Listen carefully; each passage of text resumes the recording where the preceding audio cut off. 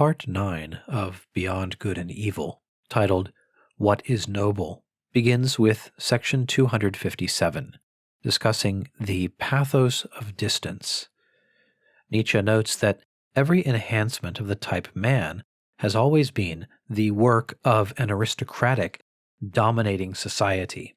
That is, mankind as a type, as a species, has only advanced through the imposition of order by barbarian tribes, by warriors conquering more peaceful people settled in the lowlands.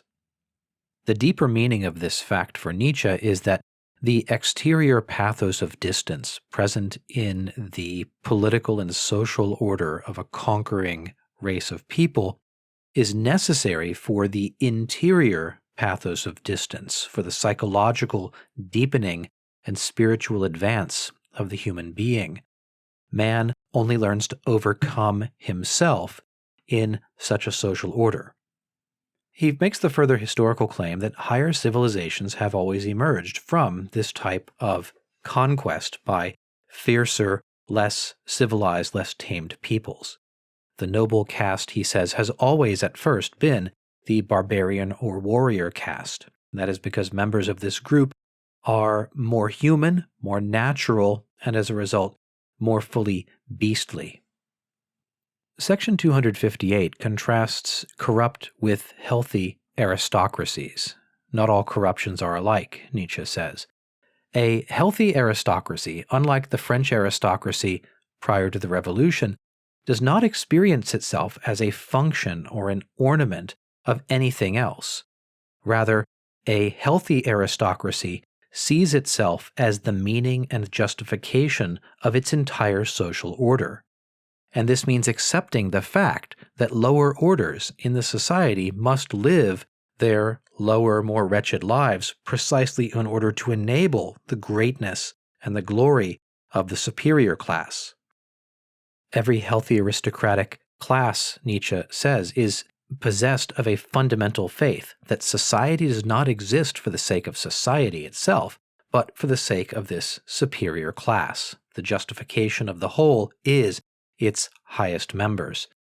He uses this metaphor of the sun-seeking vines of Java, which reach the sunlight at the canopy of the jungle by growing round and round tall trees until, he says, they can unfold their flowers in happiness in full view of the sun. Section 259 discusses the prospect of a truce or of peace between strong individuals. We can envision a situation in which strength, recognizing strength like itself, might agree to a mutual refraining from injury and aggression. But this standoff peace cannot be made the organizing principle of an entire society, as has been attempted in modern Europe. When it's extended to all of society, it becomes a principle of decay.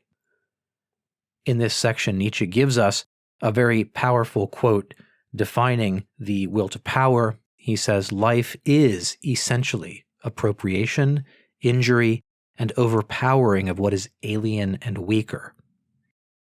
He employs an organic metaphor. We might observe that in the human body, if it is a living body, the parts of the body cooperate and refrain from mutual injury, but in order for the entire body to live, it must subdue, kill, and eat what is alien to itself, what is outside of itself.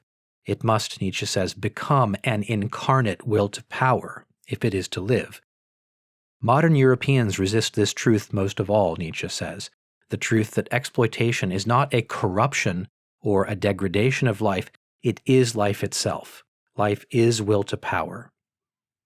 This brings us to the end of section 259. The next section, section 260, will introduce the terms master morality and slave morality. We'll look at that in the next video. Thanks for watching today. Goodbye.